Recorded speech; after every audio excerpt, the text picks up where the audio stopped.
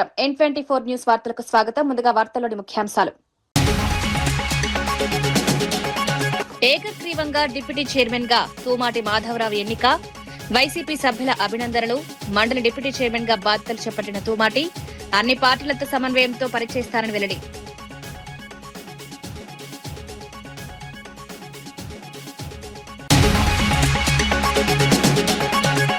ఆయుష్ విద్యార్థుల stipend పెంచాల్సిందేనన్న Ramachandra Rao. Stipend బకాయిలు వెంటనే చెల్లించాలని డిమాండ్. తెలంగాణలోని ఇవ్వాలని వెల్లడి. ఆయుష్ విద్యార్థుల సమస్యను లేవనెత్తుతానని వ్యాఖ్య.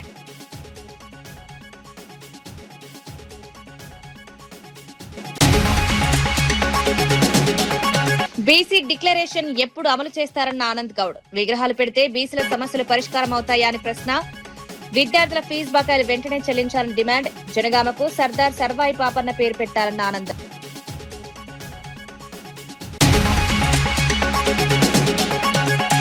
కాంగ్రెస్ వచ్చాక 50,000కు పైగా ఉద్యోగాలు భర్తీ చేస్తామన్న వివేక్. కోటపల్లిలో ఇంటిగ్రేటెడ్ స్కూల్ ఏర్పాటు చేస్తామని వెల్లడి. విద్య, వైద్యం, ఉపాధికే తొలి ప్రాధాన్యం. చెన్నూరులో 100 పడకల ఆసుపత్రి.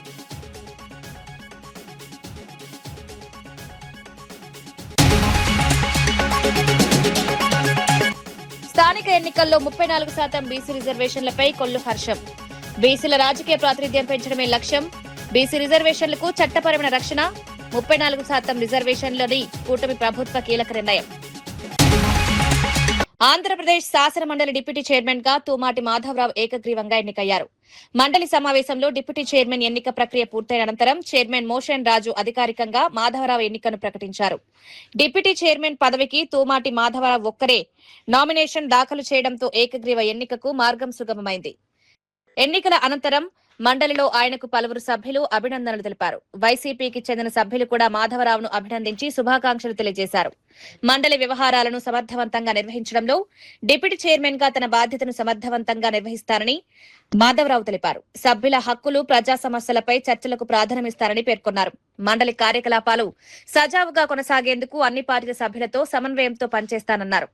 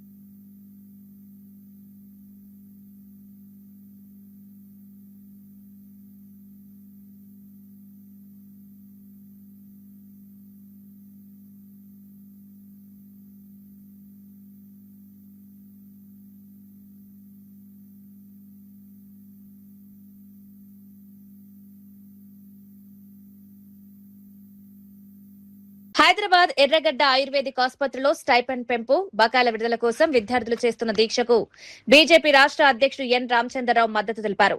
విద్యార్థుల న్యాయమైన డిమాండ్లను ప్రభుత్వం వెంటనే పరిష్కరించాలని డిమాండ్ చేశారు. ఆంధ్రప్రదేశ్ లో ఆయుష్ విద్యార్థులకు అందుతున్న స్టైఫండ్ కు సమానంగా తెలంగాణలో కూడా పెంపు చేయాలని కోరారు. స్టైఫండ్ బకాయిలను వెంటనే విడుదల చేయాలని ప్రభుత్వాన్ని కోరారు. విద్యార్థులు తమ చదువుతో పాటు ఆసుపత్రుల్లో సేవలందిస్తున్నారని, వారి సమస్యలను ప్రభుత్వం నిర్లక్ష్యం చేయకూడదన్నారు. విద్యార్థుల ఆందోళనను ప్రభుత్వం సీరియస్ గా తీసుకోవాలని సూచించారు. రాబోయే అసెంబ్లీ సమావేశాల్లో ఈ అంశాన్ని ప్రస్తావించి ప్రభుత్వాన్ని నిలదీస్తామని రామచంద్రరావు స్పష్టం చేశారు.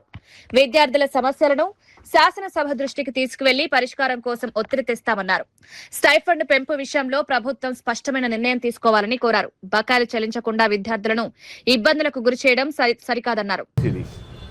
గతంలో కూడా ఆయుర్వేదిక్ మెడిసిన్, అదేవిధంగా అలోపతి మెడిసిన్ ఇవన్నీ కూడా ఎట్ పార్ చూసేటటువంటి ఎడ్యుకేషన్ సిస్టమ్ మనకు మెడికల్ ఇండియన్ మెడిసిన్స్ ఒక సంబంధించినటువంటి ఒక డిపార్ట్మెంట్ అయితే ఏంది, అలోపతి అనేది వీటన్నిటి కూడా ఒకే రకంగా చూసేటటువంటి ఒక పరిస్థితి మనం చూస్తూ ఉన్నాం దేశంలో. మరి ఈరోజు ఏ విధంగా అయితే విద్యార్థులకు ఆంధ్రప్రదేశ్లో పోస్ట్ గ్రాడ్యుయేట్కు ఇచ్చేటటువంటి ఒక పెన్షన్ ఏ విధంగా ఉంది, తెలంగాణలో ఇచ్చేటువంటి పెన్షన్ ఏ విధంగా ఉంది. వాస్తవానికి 2006లోనే ఒక జియో వచ్చింది. మరి ఆ రోజు ఆంధ్రప్రదేశ్ ఉమ్మడిగా ఉన్నప్పుడు మరి అప్పుడు ఇచ్చినటువంటి ఒక ఉత్తర్వు మరి దాని తర్వాత 2016లో దాకా కొనసాగిస్తూ దాన్ని ఆపేసిన పరిస్థితి మనం బీఆర్ఎస్ ప్రభుత్వం చూసినాం. కోర్టుకు వెళితే మళ్ళీ బీఆర్ఎస్ ప్రభుత్వం సుప్రీంకోర్టుకు వెళ్ళింది. అంటే విద్యార్థులకు స్టైపెండ్ ఇవ్వకుండా సుప్రీంకోర్టు కూడా మొండికాయ ఒక వేసి విత్ ఎరియర్స్ కూడా వాళ్ళకి ఇవ్వాలి, స్టైపెండ్ ఇంక్రీజ్ స్టైపెండ్ ఇవ్వాలని చెప్పేసి సుప్రీంకోర్టు చెప్పింది. అయినప్పుడు కూడా గత ప్రభుత్వము ఈ ప్రభుత్వము ఇది ద్వంద్వనాలి ప్రభుత్వం. బట్టి మీకు ఇప్పుడే వినిపించారు అఖిల్. మనకు అసెంబ్లీలో మాట్లాడినటువంటి ఒక మంత్రి, ఇప్పుడు ఫైనాన్స్ మంత్రి, డిప్యూటీ సీఎం, ఆ రోజు విద్యార్థులకు ఇవ్వాలని చెప్పేసి మాట్లాడిన వ్యక్తులు ఈరోజు ఎందుకు మర్చిపోతున్నారనే విషయాన్ని కూడా గుర్తు చేసుకోవచ్చు. కామారెడ్డిలో ప్రకటించిన బీసీ డిక్లరేషన్ ను తెలంగాణ ముఖ్యమంత్రి రేవంత్ రెడ్డి ప్రభుత్వం వెంటనే అమలు చేయాలని బీజేపీ ఓబీసీ మోర్చా రాష్ట్ర అధ్యక్షుడు ఆనంద్ గౌడ్ డిమాండ్ చేశారు. కేవలం బీసీ నేతల విగ్రహాలను ఆవిష్కరించడం ద్వారా బీసీలను మభ్యపెట్టలేరని విమర్శించారు. బీసీ విద్యార్థులు ఎదుర్కొంటున్న సమస్యలను ప్రభుత్వం పరిష్కరించాలని కోరారు. గురుకుల పాఠశాలల్లో సరైన సౌకర్యాలు లేక విద్యార్థులు ఇబ్బందులు పడుతున్నారని ఆరోపించారు. విద్యార్థులకు నాణ్యమైన విద్య, వసతులు కల్పించాలని డిమాండ్ చేశారు. ఫీజు రియంబర్స్మెంట్ బకాయిలను ప్రభుత్వం వెంటనే విడుదల చేయాలని కోరారు. బీసీ విద్యార్థుల భవిష్యత్తును దృష్టిలో పెట్టుకుని ప్రభుత్వం చర్యలు తీసుకోవాలని సూచించారు. గౌడ సంఘాలకు 5 ఎకరాల చొప్పున ఈతవనాలు కేటాయించాలని డిమాండ్ చేశారు. జనగామ జిల్లాకు సర్దార్ సర్వాయి పాపన్న పేరు పెట్టాలని కోరారు. బీసీల సంక్షేమం విషయంలో ప్రభుత్వం ఇచ్చిన హామీలను నిలబెట్టుకోవాలన్నారు. కనీసం ఒక 100 మండలాలకు 5 ఎకరాలు ఈ మండలాలలో ఇస్తున్న గౌడు సొసైటీలకు అని చెప్పినట్టే నిజంగా పాపన్న ఆశయాలతో నడిపిస్తున్నాడు. పాపన్న ఏ ఆశయాలతోనైతే పేదలకు సాయం చేయాలనుకున్నాడో రేవంత్ రెడ్డి విగ్రహంతో పాటు గౌడన్నలకు 5 ఎకరాలు ఇన్ని మండలాలలో ఇచ్చిందని ఆయన చేతికెళ్ళి సర్టిఫికేట్ తీసుకొని 5 మండలాల సొసైటీకి ఇస్తే నిజంగా రేవంత్ రెడ్డి నిజంగా బీసీల పక్షపాత అని తెలుస్తుంది. నువ్వు వాడు చెప్తున్నావు ఏంటంటే ప్రాజెక్టుల పక్కనంట ఈత వనాలు, తాటి వనాలు పెంచాలంట. ఈయన ప్రాజెక్ట్ ఏడగడుతుండో ఏడుందో ప్రాజెక్టు అంటే 5 ఎకరాలు బొదబెట్టిండు, ఆ మాట లేదు. కానీ ఇప్పుడేం చెప్తుండంటే ప్రాజెక్టుల పట్ల పెడితే కొట్లాటలు ఉన్నాయంట. మరి అది పోనీ హైదరాబాద్లో నువ్వు ఆ చెరువు ఈ చెరువు ఇక్కడ మరి చెరువు పక్కకి ఏమన్నా ఒక్క తాటి చెట్టు ఇటు చెట్టు పెట్టినావా? ఆడ కూడా గొడవలు లేవు కదా. ఉప్పలం ఉన్న అయింది, ఉప్పల పక్కకే నువ్వు తాటి చెట్టు పెట్టినావాను. రకరకాల చెట్లు పెడతారు కదా, పోని 500 చెట్లు పెడతావు, 50 తాటి చెట్లు ఇటు అంటే డాష్ దొరికింది. కుల సంఘ నాయకులను సంతోషపెట్టడానికి సంతోషం. మీరు పెట్టకముందే పాపన్న విగ్రహాలు మండలానికి ఉన్నాయి. ఇలా ట్యాంక్ బోర్డు మీద నువ్వు పెట్టకముందే బీజేపీ ఓబీసీ మోర్చా గత 2 సంవత్సరాల నుంచి మీరు పెట్టినా పెట్టకపోయినా మేము తప్పనిసరిగా మా ప్రభుత్వం రాగానే ట్యాంక్ బోర్డు పైన సర్దార్ పాపన్న విగ్రహం పెడతామని ఆడ ప్రతి సంవత్సరం మేము ఫోటో తీసుకుపోయి ఆడ నివాళులు అర్పిస్తున్నాం. గత 2 సంవత్సరాల నుంచి మేము సంతోషం. నువ్వు పెట్టినావు, మేము పెట్టదు తప్పంటలేను. కానీ వాళ్ళు ఏ ఆశయాలతోనైతే వాళ్ళు ఈ ఉద్యమాలు చేసి ప్రజల పక్షాన నిలబడ్డారో నువ్వు వాళ్ళని గౌరవిస్తూ, కానీ ఆ ప్రజలు అనేక రకాలుగా ఇబ్బందులు అవుతుంటే వాళ్ళకి ఏం చేసినావో చెప్పు. నేను ఒకటి డిమాండ్ చేస్తున్నా, నువ్వు గంగపుత్రులకు చెప్పినావు, ముద్దురాజులకు సంతోషం, ముద్దురాజులకు కూడా అఫీషియల్గా ఒక కార్యక్రమం పెడుతున్నాను. అంటే కార్యక్రమాలతో కుల సంఘాలను సంతోష పెట్టాలనుకుంటున్నావా? వాళ్ళకు సంక్షేమాలు పంచి వాళ్ళ బ్రతుకులో. పొట్టి శ్రీరాములు నెల్లూరు జిల్లా కేంద్రంలోని ఏసీ సుబ్బారెడ్డి స్టేడియంలో అగ్రి ఎక్స్పో కిసాన్ మేళా కార్యక్రమం నిర్వహించారు. ఆంధ్రప్రదేశ్ లో వ్యవసాయ శాఖ ఆధ్వర్యంలో వ్యవసాయ సాంకేతిక యాజమాన్య సంస్థ ద్వారా ఈ కార్యక్రమాన్ని ఏర్పాటు చేశారు. రైతులకు ఆధునిక వ్యవసాయ పద్ధతులు, సాంకేతిక పరిజ్ఞానం, వ్యవసాయ రంగంలో వస్తున్న మార్పులపై అవగాహన కల్పించేందుకు ఈ ఎక్స్పో నిర్వహించారు. ఈ కార్యక్రమంలో వివిధ వ్యవసాయ విభాగాలకు సంబంధించిన నిపుణులు, అధికారులు, రైతులు పాల్గొన్నారు. రైతులు ఎదుర్కొంటున్న సమస్యలను అధికారులు, శాస్త్రవేత్తలు ప్రభుత్వ దృష్టికి తీసుకెళ్లే అవకాశం ఈ కార్యక్రమం ద్వారా లభించింది. భారత వ్యవసాయ పరిశోధన మండలికి చెందిన నిపుణులు కూడా కార్యక్రమంలో పాల్గొని రైతులకు పలు సూచనలు చేశారు. వ్యవసాయంలో ఆధునిక సాంకేతిక వినియోగం పెంచాలని సూచించారు. పంటల దిగుబడి పెంచేందుకు శాస్త్రీయ పద్ధతులను అనుసరించాలని రైతులకు వివరించారు. వ్యవసాయ రంగంలో ఎదురవుతున్న సమస్యలను శాస్త్రీయ పరిష్కారాలు కనుగొనే దిశగా నిపుణులు చర్చించారు. రైతులకు మార్కెటింగ్, పంటల నిర్వహణ, సాంకేతిక పరిజ్ఞానంపై అవగాహన కల్పించారు. ప్రభుత్వ పథకాలను రైతులు సద్వినియోగం చేసుకోవాలని సూచించారు. రైతుల సమస్యను సంబంధిత అధికారుల దృష్టికి తీసుకెళ్లేందుకు కిసాన్ మేళా వేదికగా నిలిచింది. వ్యవసాయ రంగ అభివృద్ధికి ప్రభుత్వం, శాస్త్రవేత్తలు, రైతులు కలిసి పనిచేయాల్సిన అవసరం ఉందని కార్యక్రమంలో పాల్గొన్న వారు పేర్కొన్నారు. చెప్తున్నా ఇప్పుడు మీరు ఆ రకాలతో పాటు కూడా మన సాంప్రదాయ విత్తనాలను కూడా రీసెర్చ్ సెంటర్స్ లో ఆధునీకరించి ఆర్గానిక్ వ్యవసాయం చేసే రైతులు కానీ మిగతా రైతులకు కానీ ఫౌండేషన్ సీడ్ రూపంలో కానీ సర్టిఫైడ్ సీడ్ రూపంలో కానీ శాస్త్రజ్ఞులు మీ యొక్క రీసెర్చ్ స్టేషన్స్ నుంచి అందించాలని కోరుతున్నాను. నేను ఐఐఆర్కి ఐకార్ కూడా నా లెటర్ ప్యాడ్ మీద అర్జీ కూడా పెట్టడం జరిగింది. బోర్డు మీటింగ్ లో నేను దాన్ని లేవనెత్తి తీసుకొస్తాను. రాష్ట్ర కేంద్ర ప్రభుత్వాల ద్వారా ఏ సహకారం కావాలో నా ద్వారా శాస్త్రజ్ఞులకు కానీ రీసెర్చ్ సెంటర్స్ కానీ నా సహకారం అందిస్తానని, మీ యొక్క సలహాలు ఏమైనా ఉన్నా కూడా నాకు లెటర్ రూపంలో ఇస్తే నేను పైన జాతీయ రైస్ సెంటర్ మనకి హైదరాబాద్లోనే ఉండేది కాబట్టి నేను ఒక సంధానకర్తగా రైతులకు కానీ అట్లాగే శాస్త్రజ్ఞులకు కానీ ప్రభుత్వానికి సంధానకర్తగా చేస్తాను. ఇది చాలా బర్నింగ్ ప్రాబ్లం. ఈరోజు ఆర్గానిక్ రైతులు ఆ ఫౌండేషన్ సీడ్ సర్టిఫైడ్ సీడ్ తెచ్చుకోవడానికి ఎక్కడో ఉత్తరప్రదేశ్లోనో బీహార్లోనో గుజరాత్లో ఉన్నటువంటి ఆ రైతుల దగ్గరికి వెళ్లి. నల్గొండ జిల్లాలో నాగార్జున గ్రామీణ పాఠశాల ప్రిన్సిపల్ రూపారెడ్డి హత్య కేసును పోలీసులు ఛేదించారు. ఈ కేసులో ఇద్దరు మైనర్ విద్యార్థులను నిందితులుగా గుర్తించినట్లు ఎస్పీ శరత్ చంద్ర తెలిపారు. దొంగతనం కోసం వచ్చిన ఇద్దరు విద్యార్థులు ప్రిన్సిపల్ కు అనుమానం రావడంతో ఆమె తమను గుర్తిస్తుందనే భయంతో దాడికి పాల్పడ్డారని పోలీసులు వెల్లడించారు.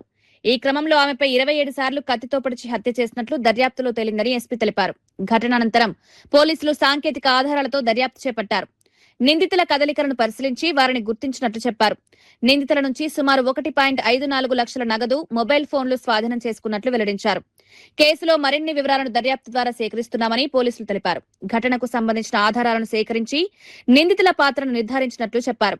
విద్యా సంస్థలో భద్రతపై కూడా ఈ ఘటన చర్చకు దారితీసింది. ఎవరిని అనే అవకాశం ఉంటుందని చెప్పేసి మళ్ళా ఆలోచిస్తూ స్కూళ్లలో కూడా పిల్లల్ని కూడా బాగు అనే అవకాశం ఉంటుందేమో అని చెప్పేసి సోమవారం అంటే ఒక 1 వీక్ హాలిడేస్ వాళ్ళు ఒక ప్రిన్సిపల్ గారు చనిపోయిన తర్వాత ఒక 4 డేస్ హాలిడేస్ ఇస్తే మళ్ళీ మండే రోజు స్కూల్ రీఓపెన్ అయింది. స్కూల్ రీఓపెన్ అయిన తర్వాత ఎవరైనా పిల్లలు స్కూల్కి రాకుండా ఏమైనా బయట గాలి తిరుగులు ఏమైనా తిరుగుతుర్రా అని చెప్పేసి చెక్ చేస్తే స్కూల్ మొత్తంలో లాస్ట్ 2 రోజుల్లో మనకి ఒక 13 మంది వరకు అబ్సెంట్ ఉన్నారు. అందులో ఈ సీసీటీవీ కెమెరాస్లో వచ్చిన మన ఫోటోకి ఈ అబ్సెంట్ ఉన్న పిల్లలకి ఏదైనా లింక్ ఏమైనా ఉందా అని చెక్ చేసుకుంటే ఒక 5 10th క్లాస్ పిల్లల మీద మనకి డౌట్ వస్తుంది.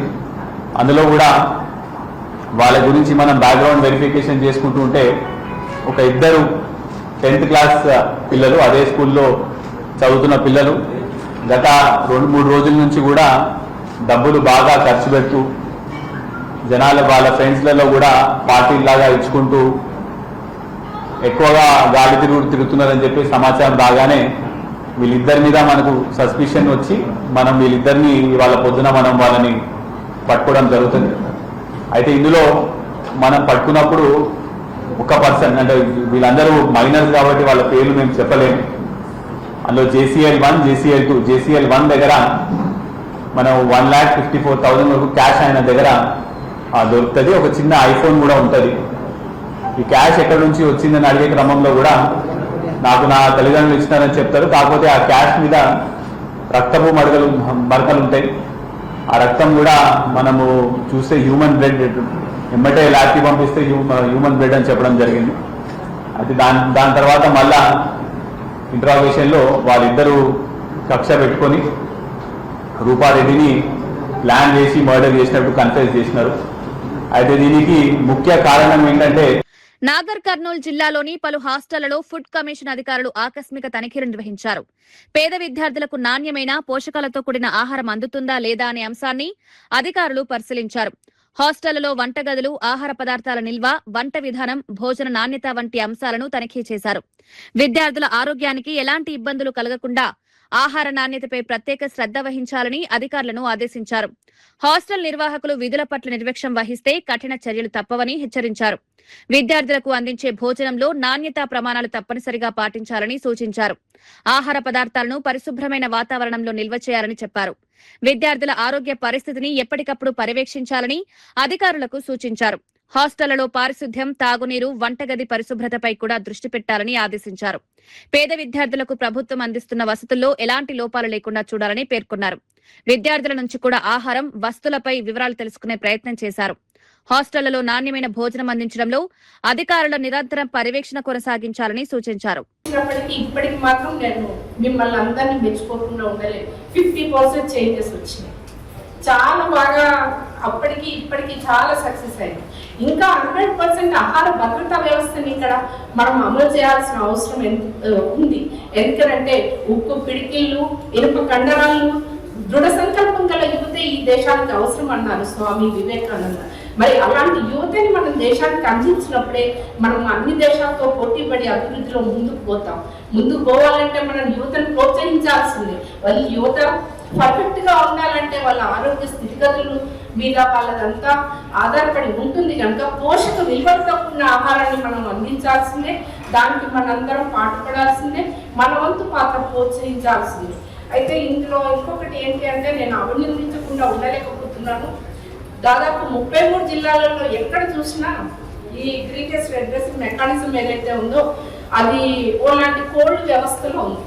నిజంగా చెప్పాలంటే దాన్ని కదిలించిన వాళ్ళు ఎవరు లేరు. ఎక్కడైతే ఏ జిల్లాకి వెళ్ళినా నేను ఏమైనా మీకు కంప్లైంట్స్ వస్తున్నాయేమని, ఏం లేవు మేడం, ఏం రాలేదు మేడం. కొన్ని ప్రజావాణిలో వచ్చిన ఏమన్నా తీసుకున్నారంటే లేదు మేడం మాకు ఏం రాలేదు, మరి బాగుంది మేడం, ఇక్కడ క్లియర్గా ఉంది అనేవాళ్ళు. కానీ నా నాగర్ కర్నూలు జిల్లాలో ఈరోజు DGRO గారిని తప్పకుండా అభినందించాల్సింది. 67 కేసులు వచ్చినాయని చెప్పారు. ఎక్కడ ఏమొచ్చినాయి, ఏ ఊర్లో ఎన్ని ఉన్నాయి, ఎన్ని డిస్పోజల్ చేశారు అనేసి ఒక రిటర్న్ లో మాకు పెట్టిన ఏకైక వ్యక్తి DGRO గారు ఎవరైనా ఉన్నారంటే 33 డిస్ట్రిక్ట్స్ లో ఈ DGR. అందుకే మీరందరూ అభినందించాల్సిందే, తప్పట్టుకోవాలి. తెలంగాణలో 22A నిషేధిత జాబితాలో భూముల చేర్పుపై మాజీ మంత్రి ఎమ్మెల్యే సబితా ఇంద్రారెడ్డి తీవ్ర ఆరోపణలు చేశారు. ముఖ్యమంత్రి రేవంత్ రెడ్డికి అన్నీ తెలిసే భూములను 22A జాబితాలో చేర్చారని ఆరోపించారు. కాలనీల్లో అక్కడక్కడా మిగిలిపోయిన ఎకరం, 2 ఎకరాలు, 5 ఎకరాల భూములను కబ్జా చేయడమే లక్ష్యంగా ఈ చర్యలు జరుగుతున్నాయని విమర్శించారు. అసైన్డ్ భూముల యజమానులను భయపెట్టి అగ్రిమెంట్లు చేసుకుంటున్నారని ఆరోపించారు. వక్ఫ్ బోర్డు, దేవాలయ భూములపై కూడా అక్రమాలకు పాల్పడుతున్నారని అన్నారు. ఇంత పెద్ద స్థాయిలో రెవెన్యూ శాఖ నిర్ణయాలు తీసుకుంటున్నప్పుడు ముఖ్యమంత్రి, సంబంధిత మంత్రి తెలియకుండా జరిగే అవకాశం లేదని ప్రశ్నించారు. ఇప్పుడు మొత్తం వ్యవహారాన్ని అధికారులపైకి నెట్టే ప్రయత్నం జరుగుతోందని ఆరోపించారు. భూముల యజమానులు రిజిస్ట్రేషన్ల కోసం కార్యాలయాల చుట్టూ తిరుగుతున్నారని తెలిపారు. నిషేధిత జాబితాలో భూములు చేర్చే ముందు పూర్తిస్థాయి పరిశీలన చేయాలని డిమాండ్ చేశారు. నిజమైన భూ యజమానులకు న్యాయం చేయాలని కోరారు. చేస్తున్నది వాస్తవంగా అర్థమైంది. అంటే చాలా చాలా కలెక్టర్ ఆఫీస్ పోతే మొత్తం వీళ్ళే ఉంటారు, మీరు అన్నట్టు వీళ్ళే ఉంటారు. ఇదొకటైతే మా దగ్గర ఇంకొకటి కూడా నడుస్తుందండి దందా. అసైన్ ల్యాండ్స్ భయపెట్టిచ్చో ఏదో చేసి ఇంకా మీకు ఏది రాదు మీరు ఇచ్చేసేయండి అని చెప్పేసి అసైన్ ల్యాండ్స్ అన్ని అగ్రిమెంట్లు చేసేసుకున్నారు. మహేశ్వరం కందుకూరులో చూస్తే ఒక్కసారి కళ్ళు వెనక్కి తిరిగి చూస్తే ఎక్కడ కూడా ల్యాండ్ లేకుండా మొత్తం అగ్రిమెంట్ల మీద వెళ్ళిపోయింది. ల్యాండ్ అంతా కూడా పోయింది. మరి ఎట్లా చేసుకుంటారో తెలీదు. అసైన్ ల్యాండ్స్ అనేది తీసేసుకుంటున్నారు. వక్ఫ్ బోర్డ్ ల్యాండ్స్ అసలు అవి లేవు, ఆ వక్ఫ్ బోర్డ్ ల్యాండ్స్ తీసేసుకుంటారు. దేవాదాయ భూములు అసలు ఎట్లా అంటే ఒక డేగల్లాగా పడిపోతూ ఉన్నారు. భూములు ఎక్కడుంటే అక్కడ అవి సరిపోవని ఇప్పుడు కాలనీలో హైదరాబాద్ సిటీలో ఒక నాట్ ఓన్లీ నా ఒక్క కాన్స్టిట్యున్సే కాదు, ఇబ్రాహీంపట్నం కానివ్వండి, ఎల్బీ నగర్ కానివ్వండి, పట్టంచెరు ఏరియాలో కానివ్వండి, ఈ సరౌండింగ్స్లో అంతా కూడా మొత్తం కూడా ఈ కాలనీస్లో వాళ్ళందరూ కూడా 22A పెట్టడంతో ఒక భయాందోళనతో నిద్రలేని రాత్రులు గడుపుతున్నారు మీరు 100%. ముఖ్యమంత్రి గారు చెప్పినట్టు ఏదో నామకే వస్తే 2 రోజులలో చేస్తాం తెలీదా వీళ్ళకు? పెట్టినప్పుడు ప్రభుత్వంలో ఒక పెద్ద నిర్ణయం తీసుకుంటున్నప్పుడు ముఖ్యమంత్రి గారికి బాధ్యత ఉండదా? ఏదో రెవెన్యూ మినిస్టర్ మీద దోసేసి, రెవెన్యూ మినిస్టర్ అధికారుల మీద దోసేస్తే ఇదేం పాలన, ఇదేం ప్రభుత్వము? ఎవరికి ఎవరు జవాబుదారీగా ఉన్నారు? ఎవరిని సఫర్ చేస్తున్నారు మీరు? అల్టిమేట్గా ప్రజల్ని ఇబ్బంది పెడతా ఉన్నారు. ఒక రెవెన్యూ డిపార్ట్మెంట్లో కొన్ని పెద్ద నిర్ణయం తీసుకున్నారు, ముఖ్యమంత్రి గారికి పాత్ర ఉండదా?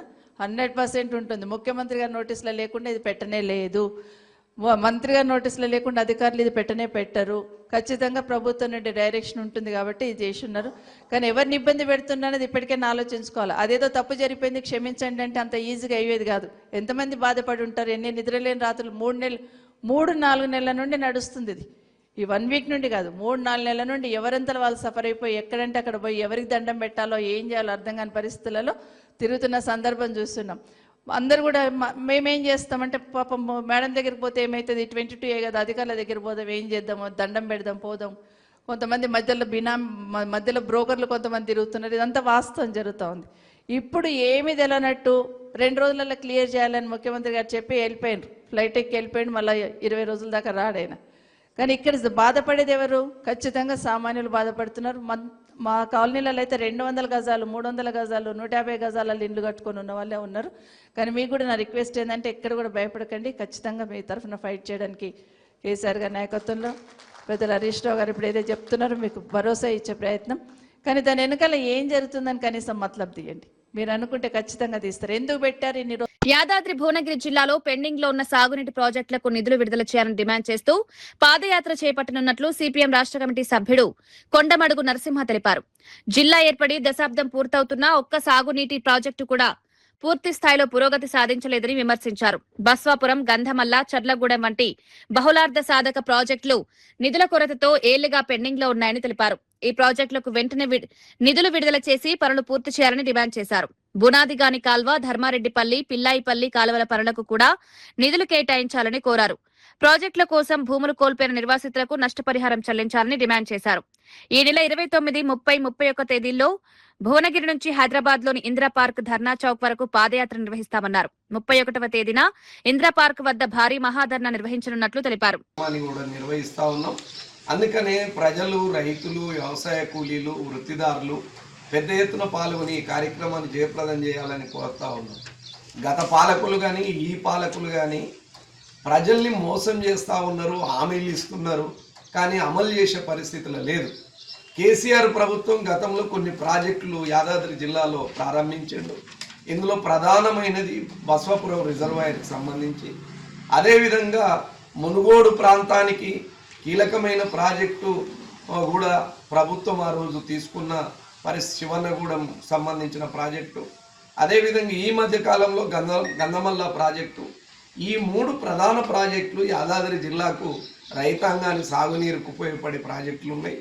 అదేవిధంగా చిన్ననీటి కాలువలు, పోచంపల్లిలో ప్రధానమైన కాలువ పిలాయిపల్లి కాలువ, ఈ కాలువ కూడా పూర్తి స్థాయిలో పూర్తి కాలేదు. ఇంకా నష్టపరిహారం రైతులకు రావాల్సి ఉంది, వెడల్పు చేయవలసి ఉంది, నీళ్లు అందించవలసి ఉన్నది. ఈ నీళ్లు సరిగ్గా అందించే పరిస్థితిలో కూడా ప్రభుత్వం లేని పరిస్థితి ఉంది. ఈ ప్రాంతం దోతిగూడెం కానీ, జుబ్లక్పల్లి కానీ, అంతమ్మగూడెం కానీ మొత్తం ఈ ప్రాంతంలో సుక్క నీరు లేని పరిస్థితి ఉంది. అందుకని మూసీ జలాలు కూడా ఈ ప్రాంతానికి తీసుకురావడానికి ప్రయత్నం చేయాలి.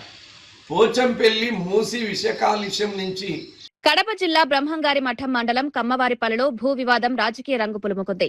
తమ పూర్వీకుల భూమిని రాజకీయ కక్షలతో ఆక్రమించుకునేందుకు ప్రయత్నాలు జరుగుతున్నాయని ముద్దు కృష్ణమనాయుడు ఆరోపించారు. దిరసవంచ రెవెన్యూ పరిధిలోని సర్వే నెంబర్లు 818, 819లో ఉన్న భూములపై వివాదం కొనసాగుతోందన్నారు. గత 4 తరాలుగా తమ కుటుంబానికి చెందిన 14 మంది భౌతిక కాయాలను ఖననం చేసిన స్థలాన్ని కూడా ఆక్రమించేందుకు ప్రయత్నిస్తున్నారని ఆరోపించారు. ప్రత్యర్థులు తమపై ఆరోపణలు చేస్తున్నారని, అయితే వారి వద్ద ఉన్న పత్రాలపై కూడా అనుమానాలున్నాయన్నారు. కొమ్మినేని మాధవ నకిలీ డీకేటీ పత్రాలు సృష్టించారని ఆరోపించారు. మాదాల సుబ్బయ్య ఆర్ఎస్ఆర్ పత్రాలను ట్యాంపర్ చేసి భూమి విస్తీర్ణాన్ని మార్చారని పేర్కొన్నారు.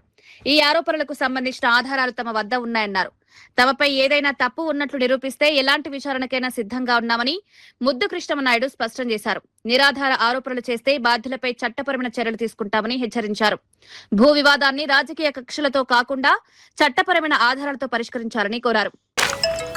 కోర్టు క్వాస్ వేసుకొని నా మీద పెట్టిన అక్రమ కేసు అని చెప్పి నేను స్టే తెచ్చుకోవడం జరిగింది.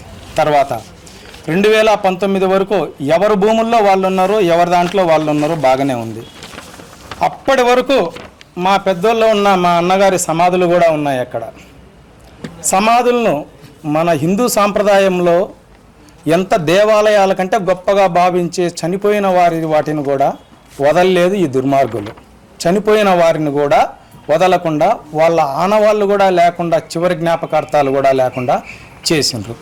దానికి మేము అప్పట్లో న్యాయ పోరాటం చేసి ఆ సమాధి పగలగొట్టింది వాస్తవమేననేసి గౌరవ కోర్టు నుంచి తీసుకొచ్చి కేసు కట్టేయడం జరిగింది. దగ్గర 100 సంవత్సరాల అటు ఇటుగా ఎప్పటి నుంచి కూడా వాళ్ళ భూములు వాళ్లకు, మా భూములు మాకు ఉన్నాయి. అక్కడ రోడ్డు దక్షిణం వైపున వాళ్ళు సాగు చేసుకుంటున్నారు, ఉత్తరం వైపున మేము చేసుకుంటున్నాం. మాలో ఒక నెంబర్ వాళ్ళకిచ్చి వాళ్ళ నెంబర్ మేము తీసుకొని ఉన్నాం. వాళ్ళ నెంబర్ దాంట్లో మా వాళ్ళను 14 మందిని పైచీలకు బూడ్చుకుంటా వచ్చిండ్రు. ఎప్పుడూ సమస్య రాలేదు. సమస్య అంతా వచ్చింది గత వైసీపీ గవర్నమెంట్లో నుంచి. మా మీద కక్షగట్టి ఒక రిటైర్డ్ అయ్యే తహసీల్దార్ సుబ్బరామయ్య గారి చేత వాళ్ళ అక్రమ ఆన్లైన్లు చేసి మేము వచ్చేసి ఒకటే. స్థానిక సంస్థల ఎన్నికల్లో బీసీలకు 34% రిజర్వేషన్లు కల్పించాలని ప్రభుత్వం తీసుకున్న నిర్ణయంపై మంత్రి కొల్లు రవీంద్ర హర్షం వ్యక్తం చేశారు. బీసీలకు రాజకీయ స్వేచ్ఛ కల్పించడంలో టీడీపీ ప్రభుత్వాల పాత్ర కీలకమన్నారు. ఎన్టీఆర్ హయాంలో తొలిసారిగా బీసీలకు 20% రిజర్వేషన్లు కల్పించారని గుర్తు చేశారు. అనంతరం చంద్రబాబు నాయుడు ముఖ్యమంత్రిగా ఉన్న సమయంలో బీసీ రిజర్వేషన్లను 34% పెంచారన్నారు. గత వైఎస్ఆర్సీపీ ప్రభుత్వం కుట్రపూరితంగా 24% తగ్గించిందని ఆరోపించారు. దీనివల్ల సుమారు 16,000 మందికి రాజకీయ అవకాశాలు కోల్పోయాయని పేర్కొన్నారు. ప్రస్తుత కూటమి ప్రభుత్వం బీసీల రాజకీయ సామాజిక అభివృద్ధికి కట్టుబడి పనిచేస్తోందన్నారు. స్థానిక సంస్థల ఎన్నికల్లో బీసీలకు 34% రిజర్వేషన్లు కల్పించేందుకు చర్యలు తీసుకుంటామని తెలిపారు. భవిష్యత్తులో బీసీ రిజర్వేషన్లకు ఎలాంటి ఆటంకాలు రాకుండా చట్టపరమైన రక్షణ కల్పిస్తామని హామీ ఇచ్చారు. ఎన్నికలు కూడా చట్ట ప్రకారంగా 34%తో జరిగినాయి. కానీ దుర్మార్గమైనటువంటి ఆలోచన కలిగినటువంటి జగన్మోహన్ రెడ్డి ఒక తప్పుడు జీవో తీసుకొచ్చి ఆ జీవో ద్వారా 34% నుంచి 24% తీసుకొచ్చారు. దానివల్ల అనేక మంది దాదాపు 16,800 మంది స్థానిక సంస్థలో పోటీ చేసిన అర్హత కోల్పోయారు. మరి అటువంటి ఒక దుర్మార్గమైనటువంటి ఆలోచన చేశాం. మరి గౌరవ ముఖ్యమంత్రి గారు అపోజిషన్ మేము అందరూ కూడా పోరాడాం, మా అందరి మీద కూడా కేసులు పెట్టాం. పోరాడాం. ఇవాళ ఆ 34% ఇస్తాను మేము ఆ రోజు హామీ ఇచ్చాం. దాని ప్రకారం క్యాబినెట్లో డెసిషన్ తీసుకున్నాం. నిన్న అసెంబ్లీలో కూడా ఏకగ్రీవంగా తీర్మానం చేశాం. ఇది మరొక బలహీన వర్గాలకు ఒక పండగ దినం అని కూడా ఈ సందర్భంగా తెలియజేస్తూ, ఇది భవిష్యత్ తరాలకి రాబోయే కాలంలో మరింత చైతన్యం తీసుకురావడానికి, ఎందుకంటే సుప్రీంకోర్టులో కేసులు వేయిస్తారు, తప్పుడు పనులు చేయిస్తారు, అవన్నీ చేసినా కూడా చట్ట ప్రకారం ఎదుర్కొంటానికి ఇవాళ ప్రభుత్వం సిద్ధంగా ఉంది. సైబర్ నేరస్తులు చేసిన ₹1 కోటి మోసాన్ని సైబరాబాద్ పోలీసులు కేవలం 10 రోజుల్లో ఛేదించారు. బాధితుడి నుంచి మోసపూరితంగా బదిలీ అయిన మొత్తం ₹1 కోటి తిరిగిప్పించారు. ఓ చీరల వ్యాపారి పేరుతో నకిలీ వాట్సాప్ సందేశాన్ని అతని అకౌంటెంట్ కు పంపిన సైబర్ నేరస్తులు అత్యవసరంగా డబ్బు పంపించాలని నమ్మించారు. దీంతో అకౌంటెంట్ ₹1 కోటి మరో బ్యాంకు ఖాతాకు బదిలీ చేశారు. విషయం తెలుసుకున్న బాధితుడు పోలీసులను ఆశ్రయించడంతో సైబరాబాద్ సైబర్ క్రైమ్ పోలీసు దర్యాప్తు ప్రారంభించారు. సాంకేతిక ఆధారాలను పరిశీలించిన పోలీసులు ఉత్తరప్రదేశ్లోని లక్నోకు చెందిన దీపక్ కుమార్ ను అరెస్ట్ చేశారు. అతని నుంచి కీలక వివరాలు సేకరించారు. నేరస్తులు ఉపయోగించిన బ్యాంకు ఖాతాలు, డిజిటల్ లావాదేవీలను పోలీసులు పరిశీలించారు. వేగంగా దర్యాప్తు చేసి బాధితుడి మొత్తం డబ్బును తిరిగి ఇప్పించారు. వాట్సాప్ లో కనిపించే పేరు, ప్రొఫైల్ ఫోటో ఆధారంగా మాత్రమే వ్యక్తిని నమ్మి డబ్బులు బదిలీ చేయవద్దని సైబరాబాద్ సిపి రమేష్ సూచించారు. గుర్తు తెలియని వ్యక్తులు పంపే ఏపీకా ఫైళ్లను ఇన్స్టాల్ చేయొద్దని హెచ్చరించారు. అనుమానాస్పద లింకులు, సందేశాల విషయంలో అప్రమత్తంగా ఉండాలని సూచించారు. ఓటీపీలన్నీ వాళ్ళ ఫోన్లోకి వచ్చిన తర్వాత వాటిని ఆపరేట్ చేసి మనీని డైవర్ట్ చేయడం, అప్రమత్తంగా ఉన్నప్పుడు ఇమీడియట్గా సైబర్ క్రైమ్ పోలీసుల సూచన మేరకు సైబరాబాద్లో ఆ బ్యాంక్ అకౌంట్ని 24 గంటల్లోపే మన అధీనంలోకి తెచ్చుకోవడం జరిగింది. సైబరాబాద్ పోలీసులు డీసీపీ గారి ఆధ్వర్యంలో 100% రికవరీ చేయడం జరిగింది. ఇది మన భారతదేశంలోనే one of the very fewest cases. మాది ఒక సారీ కంపెనీ ఉంది. దాంట్లో నుంచి మా అకౌంటెంట్కు మా ఎండి గారు మెసేజ్ పంపించినట్టు ఒక మెసేజ్ వచ్చి అర్జెంటుగా ట్రాన్స్ఫర్ చేయమని చెప్పి అకౌంట్ నెంబర్ పంపించారు. మా అకౌంటెంట్ కొంచెం కన్ఫ్యూజ్ అయిపోయి ఆ డబ్బులు పంపించారు. మేము అది మాకు మెసేజ్ రాగానే తెలియగానే ఇమీడియట్ సైబర్ క్రైమ్ అప్రోచ్ అయ్యాము.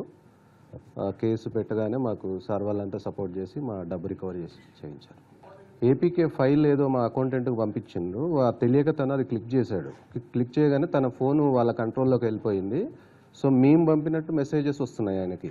యాక్చువల్లీ మాకేం సంబంధం, అంటే మా కనెక్షన్ లేదు, కానీ తనకి మాత్రం మేము పంపిస్తున్నట్టు వచ్చినాయి మెసేజెస్.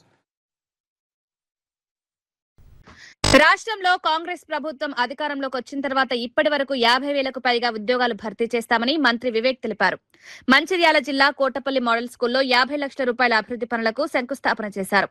విద్యార్థులకు మెరుగైన విద్యా వసతులు కల్పించేందుకు ప్రభుత్వం చర్యలు తీసుకుంటోందన్నారు. కోటపల్లిలో ఇంటిగ్రేటెడ్ స్కూల్ ఏర్పాటు చేసే ప్రణాళిక ఉందని వెల్లడించారు. గ్రామీణ ప్రాంతాల్లోని విద్యార్థులకు నాణ్యమైన విద్య అందుబాటులోకి తీసుకురావడమే ప్రభుత్వ లక్ష్యమన్నారు. పాఠశాలల్లో మౌలిక వసతులను మెరుగుపరచడానికి అవసరమైన నిధులు కేటాయిస్తున్నామన్నారు. విద్యతో పాటు గ్రామీణ ప్రాంతాల్లో వైద్య సదుపాయాలను కూడా పెంచుతున్నామని తెలిపారు. చెన్నూరులో 100 పడకల ఆసుపత్రిని ఏర్పాటు చేశామని, త్వరలోనే దాన్ని ప్రారంభిస్తామని వెల్లడించారు. గ్రామీణ ప్రాంత ప్రజలు మెరుగైన వైద్యం కోసం దూర ప్రాంతాలకు వెళ్లాల్సిన అవసరం లేకుండా చర్యలు తీసుకుంటున్నామన్నారు. అభివృద్ధి పనులను వేగంగా పూర్తి చేయాలని అధికారులకు సూచించారు. నేను మా డిఎంఎఫ్టి కింద మీకు నిధులు శాంక్షన్ చేస్తాను. అందరూ హాస్పిటల్ పోవాలంటే ఇంతకుముందు కరీంనగర్ మంచిర్యాల పోతుండే, కానీ ఇప్పుడు మనము 50 బెడెడ్ హాస్పిటల్ ఫుల్ అయింది. ఇక్కడ 100 బెడెడ్ హాస్పిటల్ ఇప్పుడే కలెక్టర్ గారు చెప్తున్నాను. మన గవర్నమెంట్ హాస్పిటల్లో మంచి ట్రీట్మెంట్, ఫ్రీ ట్రీట్మెంట్ మీకు వస్తుంది. సో మీరు ఇక్కడ మంచిగా ట్రీట్మెంట్ తీసుకోండి. చెన్నూరులో ఏమేం ఫెసిలిటీస్ కావాలో అన్ని కూడా మనమే గవర్నమెంట్ తరఫు నుంచి కల్పించి మనము చెన్నూరు నియోజకవర్గాన్ని అభివృద్ధి బాటలో తీసుకుపోతానని చెప్పి మీ అందరికీ మాటిస్తూ ముగిస్తున్నాను. ఏకగ్రీవంగా డిప్యూటీ చైర్మన్ గా తూమాటి మాధవరావు ఎన్నిక, వైసీపీ సభ్యుల అభినందనలు. మండలి డిప్యూటీ చైర్మన్ గా బాధ్యతలు చేపట్టిన తూమాటి అన్ని పార్టీలతో సమన్వయంతో పనిచేస్తారని వెల్లడి.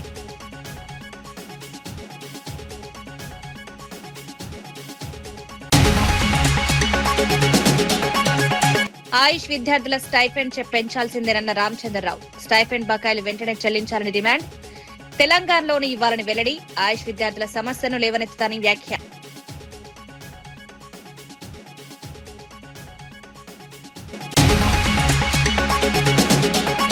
బీసీ డిక్లరేషన్ ఎప్పుడు అమలు చేస్తారన్న ఆనంద్ గౌడ్. విగ్రహాలు పెడితే బీసీల సమస్యలు పరిష్కారం అవుతాయా అని ప్రశ్న.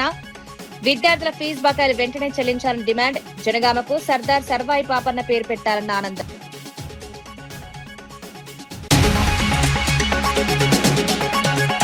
కాంగ్రెస్ వచ్చాక 50,000కు పైగా ఉద్యోగాలు భర్తీ చేస్తామన్న వివేక్.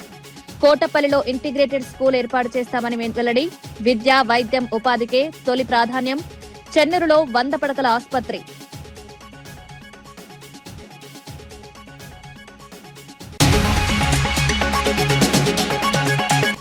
స్థానిక ఎన్నికల్లో 34% బీసీ రిజర్వేషన్లపై కొల్లు హర్షం.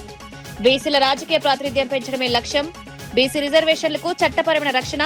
34% రిజర్వేషన్లని కూటమి ప్రభుత్వ కీలక నిర్ణయం. ఈనాటి వార్తా విశేషాలు. మరో బులెటిన్లో మళ్ళీ కలుద్దాం. నమస్కారం.